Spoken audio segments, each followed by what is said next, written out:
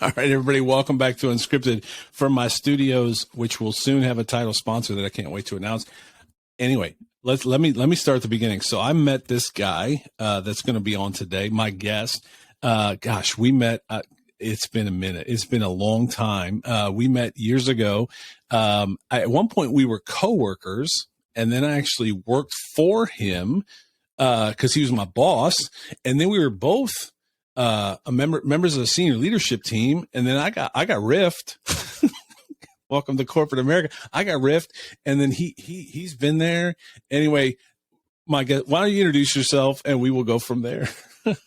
Yeah. Good to see you, Aaron. I'm Paul Hevesy, and I'm glad to be a part of the Unscripted podcast today. So yeah, we've got a lot of history, man. I'm looking forward to sharing a little bit about that and all the things that have been going on since you and I last kind of worked together. You left a lot out there. You're an author. I mean, let's just be real. Like while I was overdoing my thing, you're over there getting your masters and like your ultra masters and your elite masters and your platinum masters or whatever else you can get educationally. Man, you seriously, like, give yourself a little credit. Please tell us, like, you have quite a bit of experience in education. What all is that? Yeah, so I've spent the last, call it 20 plus years with a company called Stanley Black and Decker, and have done all kinds of things from sales leadership, operations, HR, P&L management, general management, all that kind of thing. Great career and opportunities at Stanley Black and Decker. I'm also, as you mentioned, an author. So I just actually published my first fiction book here this year, actually just within the last couple of weeks. As you know, I also do some speaking, and I'm also an executive coach. So really, I'm trying to, over the last few years, to your point, once I got my MBA about 15 years ago, that opened up some opportunities within the business world, and have done my best to take advantage of all of those over the years. But also, I've thought about those things that I really love to do, and so over the last few years, I've started to invest in that, which is where this book came from, which is where this executive coaching came from. Love the leadership aspect of things. Love coaching and developing others. It's a big kind of part of my heart. And so I've been able to do quite a bit of that over the last few years as well. So yeah, a lot going on. As my wife would say, I have a lot of interests. and that I think that's a good thing. Absolutely. All right, and we're going to talk about the book, I promise you, because that's why that's why we got on today, was to talk about the book. So we will do that. But I gotta praise on you a little bit. So I want to say the first time we met, so we had some history. Again, Paul mentioned it. We worked for a company called Stanley Black and Decker, which at one point was Stanley, which even before that was Best, because a company called Best got bought by Stanley, which eventually became Stanley Black and Decker, which became, who knows, welcome to the hardware industry. We're lock guys for the rest of our lives. I still, when I go to retail places, look at the door and look at the lock. I still do it. It's ingrained in my life, and it's been there for many years. Anyway, so Paul and I have been through it, but one day I remember they put all of our new sales reps together, and this guy walks in, and man, if anybody knows, anybody probably knows, like, you've been in a room before where there's just people, and then there's someone walks in and the room changes. Like, it's almost like a pot of water on the stove, and then somebody turns the heat up. Like, everything changes a little bit. And the first time I met Paul, he walked in the room and he was moving back to Indianapolis. He just walked in, and everybody was immediately engaged with him and his personality and his energy, which I think you're going to hear in this call, if you haven't already, here on this podcast. This guy's he's got that it factor. So I've always want to tell you that. I probably have told you that before. If not, I'm sorry. Man, he's got this magnetism, if that's a word. I don't have my MBA, so I'll take it. We'll use it now. I'll take it. Sure. He's just got this magnetic personality that as soon as he walks in a room, everybody's engaged. And, as evidence of the fact that my career with Stanley Black and Decker only lasted, it was an ember. Yours was a flame, Paul. Yours was a flame, and it was a long flame until, but at the end of the day, we always knew in a Fortune 500 company, any Fortune 500 company, you're on a list somewhere, and when the cuts come, they come. So anyway, shout out Black and Decker. And that happened, to be clear, that happened a few weeks ago, right, as of recording this podcast. And that happens. Happens. And I've got nothing but great things and great memories and great network and great friends from Stanley Black and Decker. They gave me so many opportunities that I probably had no business having. Right. But I was the one guy standing around saying, yeah, sure, I'll do that. Right. And but yeah, you're exactly right, man. It's unavoidable, and but from those kinds of things, as you know, in your experience, I'm experiencing right now, I'm living through it. Great things can come from what may be, at least at first, a really difficult situation. God has a way of making all things new and working everything together for good. And I'm living that as we're talking today. I'm living that. Sure. Don't know the end result of that. We never really know the end result of that, or really even the next step of that. But man, it's been fun to watch. So yeah, that has ended. But looking forward to all kinds of things ahead for sure. And I look forward to the things we're going to probably do together. We just had some pregame before we even click record. You're all just beginning to hear the story, and I'm excited because I've been where you are. I've been when, again, shout out Stanley Black and Decker. They gave me a nice severance. I had 6 months to figure out what I'll be when I grew up. I spent a cup of coffee in ministry, and it really, they gave me honestly, I shook hands with people, and they're like, why are you shaking my hand the day I got let go? And I was like, because thanks. Like, it was a great run, so shout out to them, because they did take care of those of us that they did, let go eventually. So great company. And again, I'm thankful for the opportunity that I met you. So, okay. So we kind of brought where you are now, dude. Let's talk about the book. Let's take some time and talk about the book. When did you start? I mean, I have a million questions about the book. Let's talk about the book. Yeah. I love it. Thank you for that. Love this book. I'll show you. I got a copy of it right here. The name of the book, Operation Redemption. It's a fiction book based on, it's a story of 4 warrior angels sent on a very specific mission, sent into the earthly realm to ensure the Creator's plan for redemption is carried out. And that's probably the best way. The other way to say it is they're sent into the earthly realm on a mission to save the world. And so it's actually an idea that I had probably 5+ years ago. And, at the time, I don't know what I was doing 5 years ago. I was probably leading sales for our security business, or what I thought was some big job, some big corporate job. And I told myself several things, and this can apply to anyone listening whenever you've had an idea that may be big or different or unique. You tell yourself all kinds of reasons why you can't do it. Right. So I've always wanted to write books. I love the written word. I actually have a degree in speech communication. As you know, you received a lot of my emails over the years, right? That's right. Absolutely. Most of them way too long. I did get better over time in my length of emails, but trying to get my point across. But my point is, I love to write. So I had started at this point 5 years ago, started and stopped writing multiple books on leadership and coaching and sales and all that kind of thing, just because after like 2 chapters, I kind of said everything I wanted to say that might have been unique in that space. Right. And I'm like, I just don't want to be like everybody else, the other, 15 million sales books out there. Right. Anyway, so I always thought I was going to write a book. Well, 5 years ago, I have this idea, and it's really kind of a fiction thing.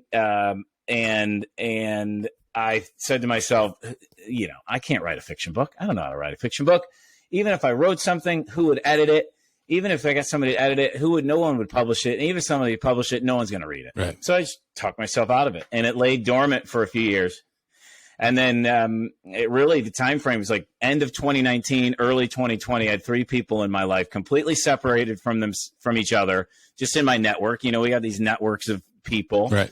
And at 3 different times at events I was at, each of them said something to the effect of, you should write a book. Right. You ever thought about writing a book? You should write a book. I'm like, you know what? I have this idea. Yeah. What do you think of this idea? And everybody, all three of them, like, oh, you got to do it.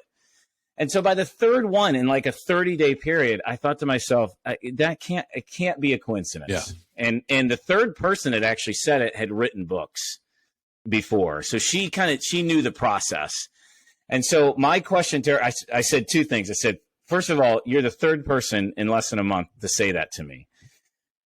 Second of all, since I know you've written books before, do I have to outline this whole book? Because all I have is an idea. Right. Do I have to outline it, or should I just start writing? She's like, no. So this is actually the key that picked this lock, which was, hey, you don't have to outline it. She said, I've started books based on a character. I've started books based on a scene.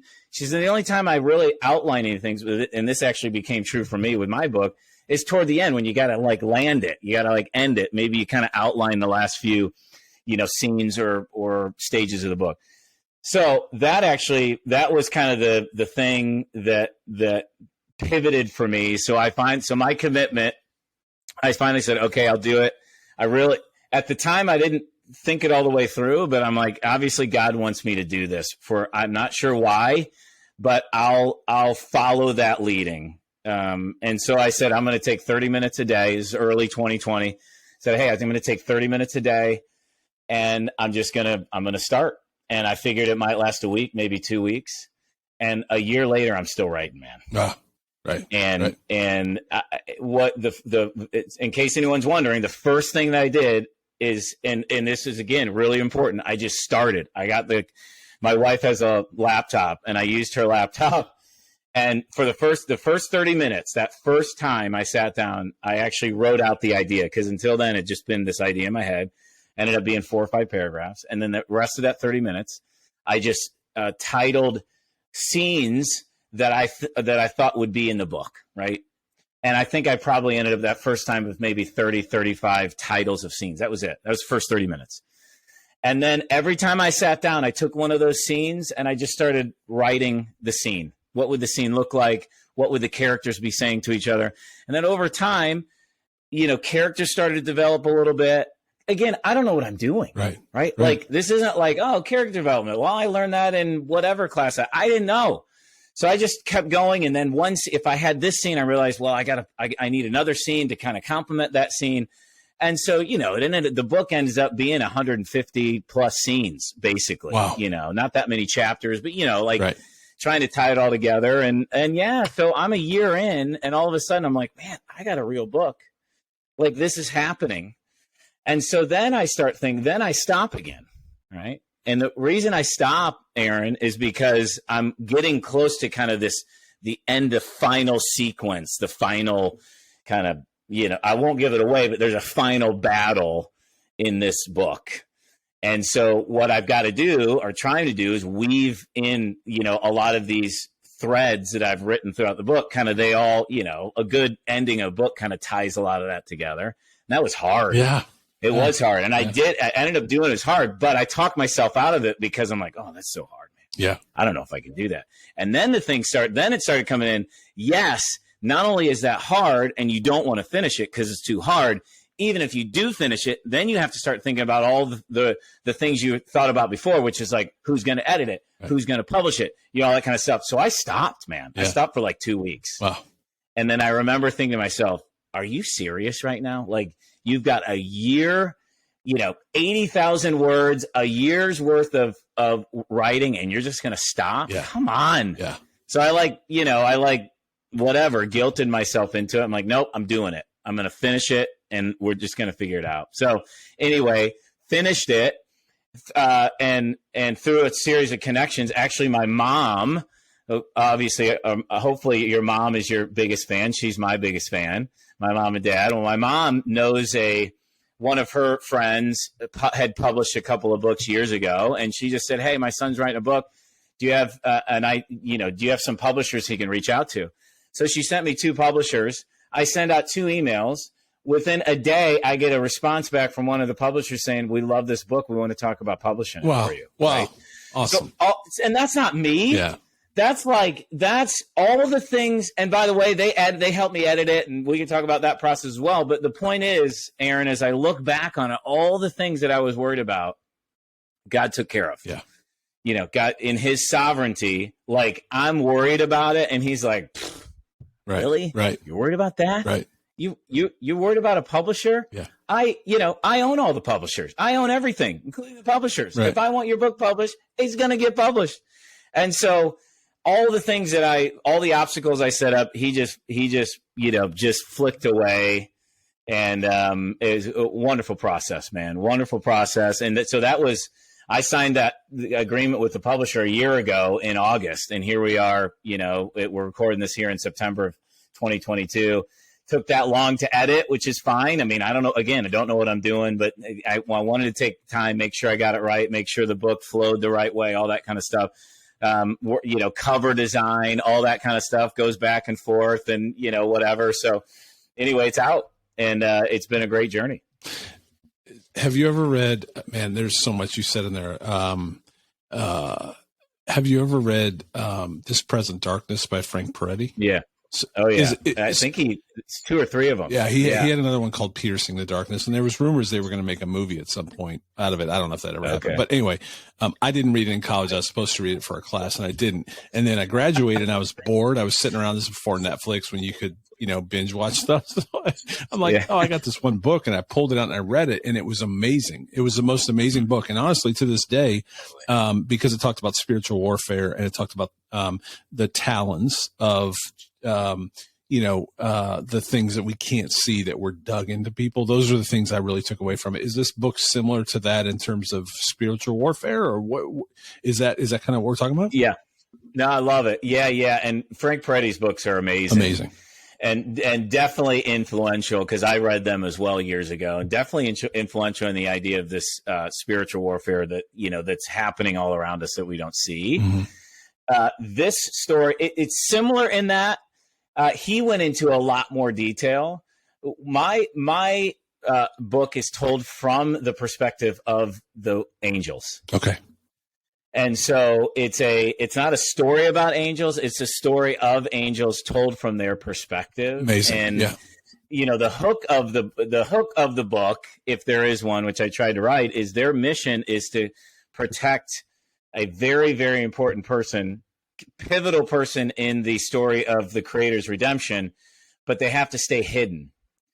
Because the idea is if Lucifer and his demons, I call them fallens in this book, if the fallens figure out who this very important person is before the appointed time, it could kind of throw the whole thing off. That's kind of the way I've written it. Love it. So these like bad ass warrior angels okay.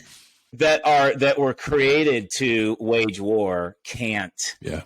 They have to stay hidden. Wow. And there's an appointed time for everything. Well, in this book, there is an appointed time for them to wage war. It's just not throughout most of the book. And so that's kind of the tension that I've tried to write in there, where these angels are like, and again, oftentimes we're sent to go do things by God, and we don't know the reasons, right? We don't know all the why. And so, and this is actually an example of that. He wanted me to write this book. This is his book. Mm-hmm. Obviously it's not Holy Writ. It's his book. He gave me the idea. He gave me the words, that whole thing. For what? I don't know. I mean, I've already got feedback from people that have bought it and read it, that it's been really, really impactful for them. And they're sharing it with other people that they think would really appreciate it. And so who knows? Maybe it's for one person to get this book for one reason that God had for that person. And if that's it, great. Done. Then it's mission accomplished, right? Right. But I say all that to say that the angels don't know all the whys of the mission, Mm-hmm. right? They don't know who this person is. They don't know why they're protecting this person, all that kind of stuff. They just know protect this person.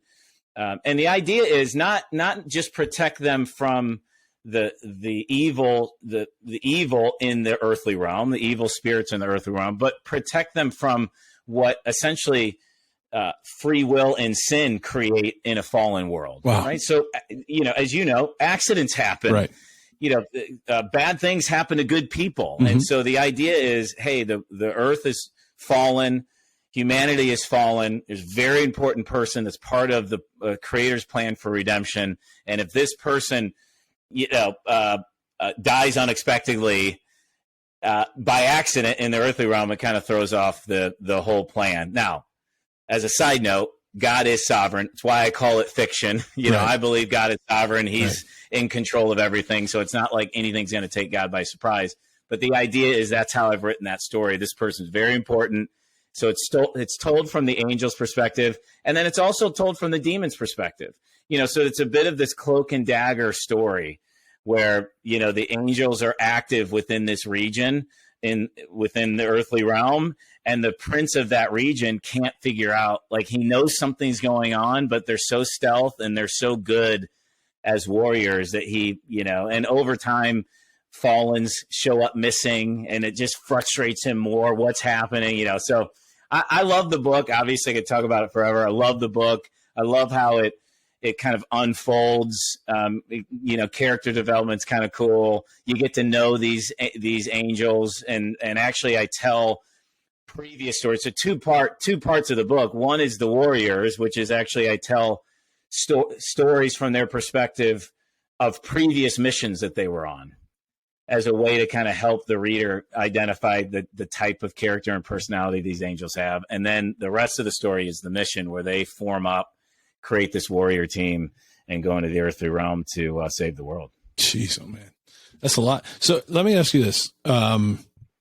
We live in a crazy time, and it's getting crazier by the minute. And I think a lot of us really are reading the signs from a book that is actually nonfiction. It's true if you're a believer, and we are seeing the signs. And I'm sure many generations have said the same thing. There was going to be a date, and everybody thought the rapture was coming. But I think we're seeing, especially Revelation, play out today in a very real and true and clear way. Like, it could not be more obvious.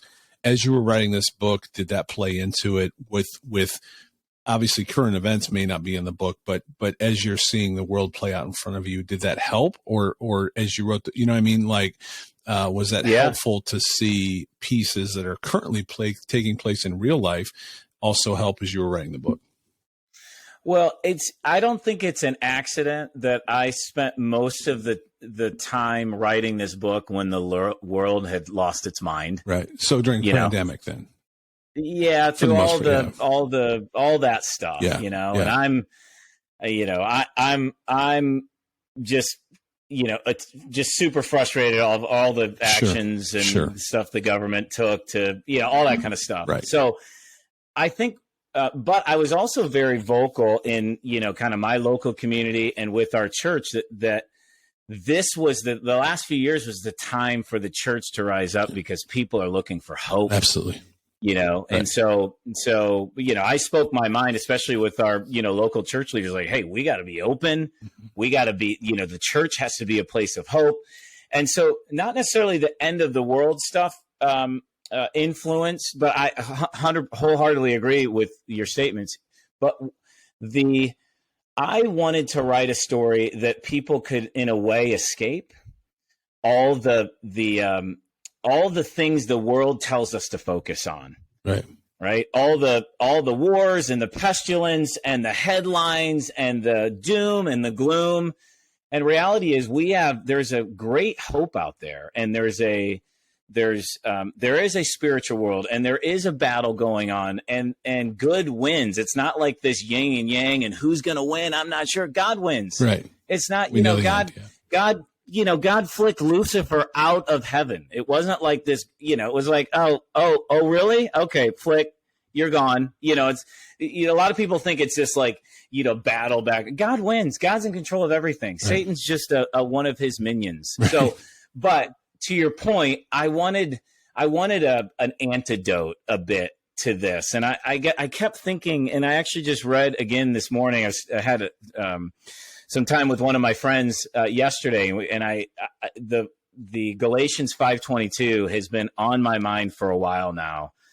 But the fruits of the Spirit are love, joy, peace, patience, goodness, kindness, gentleness, and self-control. Those are, and against such things, there is no law. We don't have to constrain those.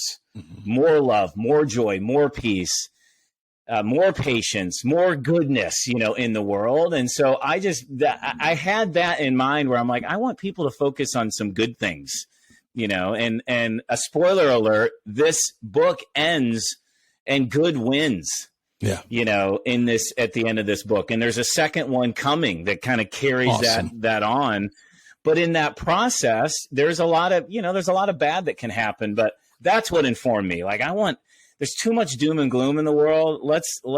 I want to tell a story that's uplifting, that's hopeful, that people can think beyond just the headlines and like be thinking, hey, is there something beyond here? And by the way, I've been a believer for a long, long time. And so it's easy to write a book that's like inside baseball for Christians, And so there is, now, if you're a believer and you have an understanding of that spirit world, even though it's a very dim understanding because we don't really, the Bible speaks of it, but we don't have a clear understanding of it. But there definitely is a spirit world that's doing battle on our behalf.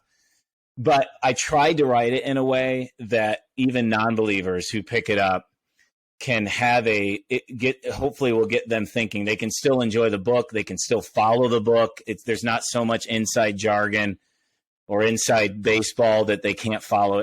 Hopefully it's a great story for even non-believers to embrace. But ultimately, my hope is that they can see, it starts getting them thinking beyond. Yeah, I love it.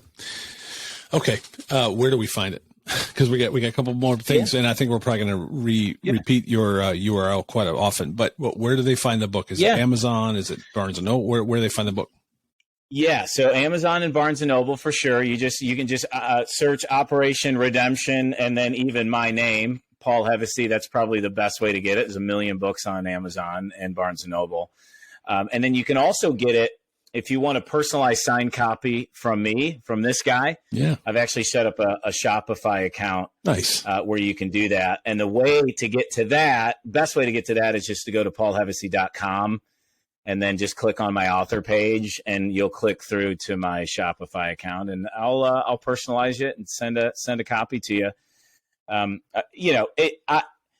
good either way. Obviously, on Amazon and Barnes & Noble, the more good reviews you get, the better off things are. But at this point, I just want to get the book into hands of people that want it. And so there's a couple ways to do that. Well, having because we've been in the same position and we've gone through it, my guess is, because anyone listening, my guess is the best way is probably through your Shopify. So go to the website, buy it on Shopify, and then when you get it and you read it and you love it, go to Amazon and leave a review. Is that the path? Is that the best path? You can't leave. I love that path, but I don't think you can leave a review on Amazon unless you buy it. Oh, okay. So I'll add an additional step. All right. When you said you buy it from me, signed copy, personalized from me, you read it, you love it. Go to Amazon, buy another copy for a friend, then you can leave a review. I love it.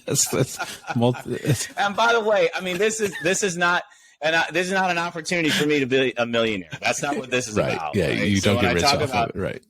Yeah, no, not at all. But also it's an opportunity for people to invest a little bit, and hopefully it's a great story that that people appreciate. Absolutely.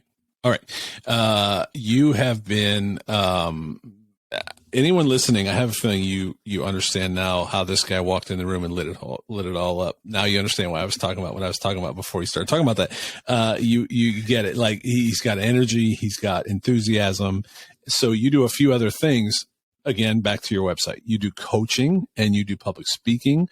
So let's talk a little bit about those, not to get off of the book, but there's other things that you do because this is where you're at. So when I'll go back to it. When I left, I when I was given my papers at our former employer, I had 6 months. I now know what that feels like, by the way. I now know what that feels like, by the way. It's both scary and energizing. And again, shout out to that employer because they gave me 6 months and a lot of time and compensation to figure out what I wanted to do. And so I went into ministry, and I loved my time in ministry, but I figured out that wasn't for me. And so I had more time to figure those things out. So eventually, you kind of land where you want to be. So that's where you're at right now. But I think you're clearly following the lanes where God has purposed you, both as an author, as a speaker, and those things. So let's talk about that. Public speaking and also coaching. Obviously, we've heard your enthusiasm. What are those things that people can also bring you in for? Yeah. So couple of things. So I spent, as you know, a ton of time leading teams and building culture. Mm-hmm.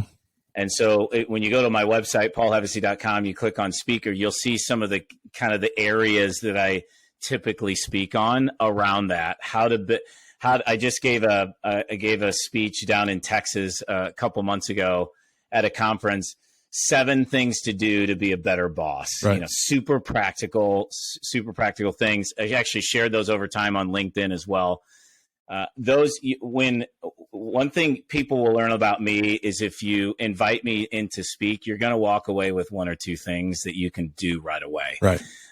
I'm not going to sit up at 50,000 foot view and talk about how this leadership principle and that leadership principle. I'm going to share some of that, but then I'm going to give you some very practical things that you can do every day. Right. So, for example, one of the things I'm probably most passionate about when it comes to leadership is sales managers. That sales manager. So if you're listening, you got a group of sales managers and half of them you actually promoted because they were your best salespeople. And now you're wondering why they're not great as a sales manager. Right. Invite me in. I'd love to share some time, not only from a speaking aspect, but also from a coaching aspect. I've lived that life. I've managed teams. I've managed managers. I know what it's like. I've made probably all the mistakes and then some. But I've learned some things along the way that very practically. So if you've got a sales leadership or sales management team that you want to take next level, I can help with that in very practical ways.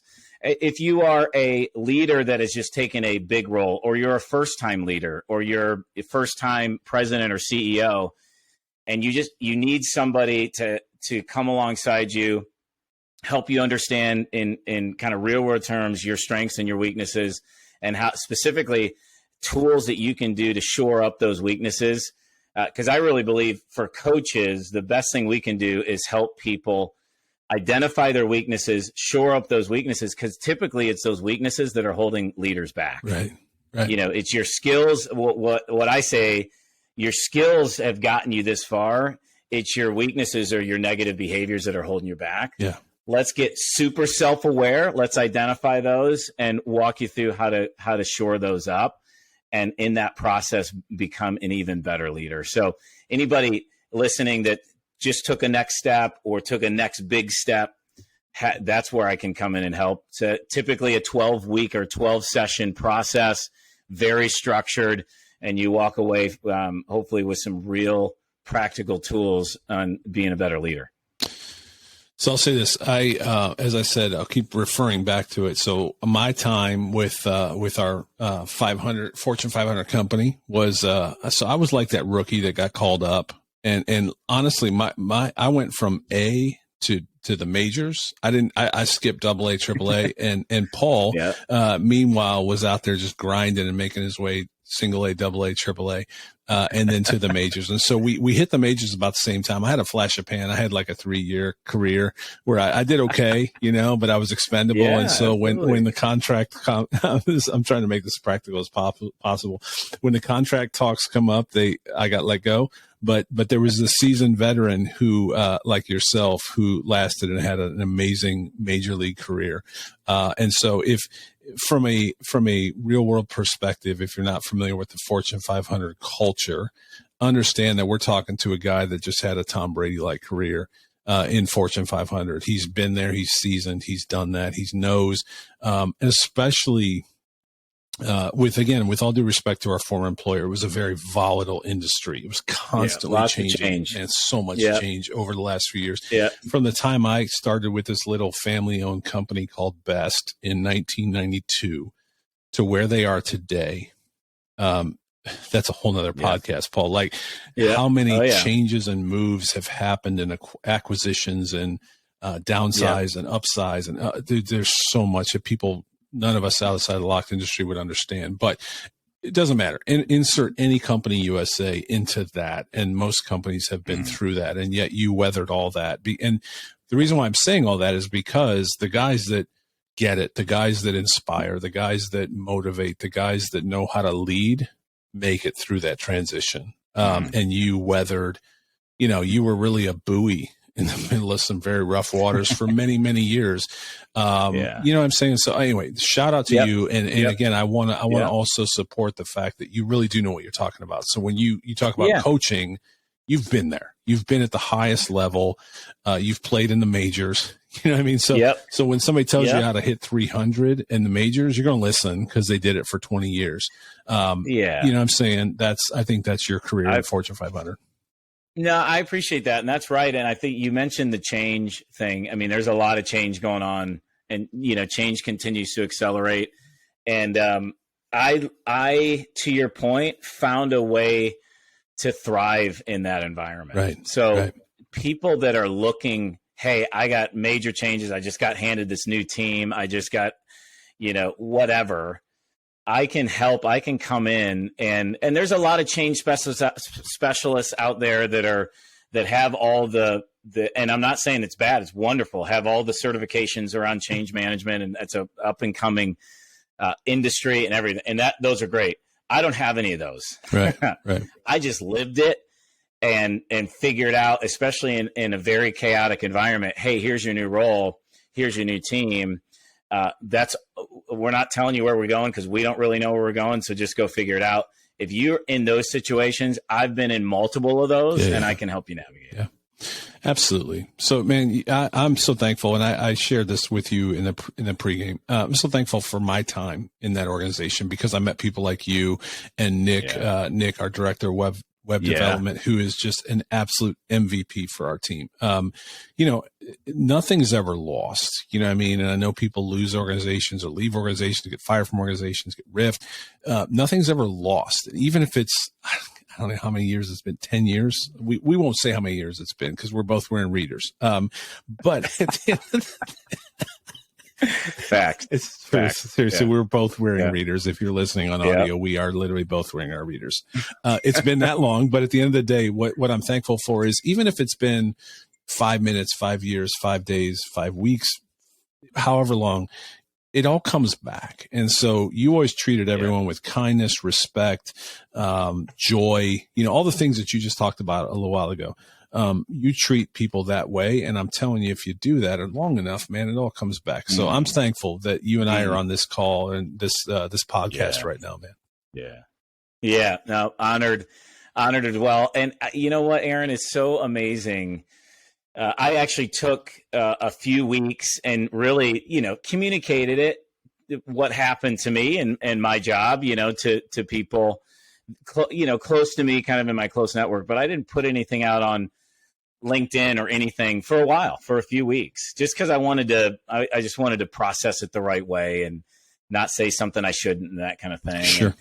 And, anyway, I ended up putting something out just a few weeks ago, and I tell you, I can't remember a single monthly number that I hit or didn't hit, or quarterly number that I hit or didn't hit. I can't remember our OM percentage in any given month or quarter. I don't remember any of that. And by the way, none of that responded to my LinkedIn post. Right. The 3Q 2017 results didn't chime in on LinkedIn and say, hey, Paul, great job in 3Q 2017. Right. Great job hitting the number. But you know who did?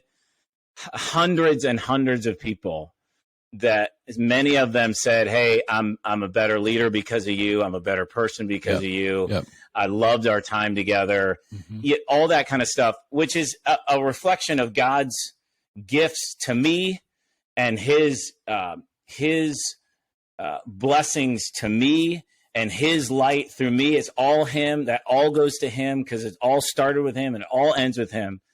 But in that process, what a wonderful gift and reminder that it's the people that you meet. Absolutely. And it's how you treat them. And when you make mistakes, having the humility to say, hey, I goofed that up. Will you forgive me? Right. And I did that a bunch of times. But all of that comes back to all the wonderful career and all that kind of stuff. But it was the people that you meet and the connections that you have make all the difference. And Absolutely. Here we are, 10 years on or whatever since you left. And it's like we never left because we're connected in a bunch of different ways. And that's what, in the world today, that's what's missing. Everybody wants to have an opinion that's different than everybody else's and take offense to their opinion or whatever.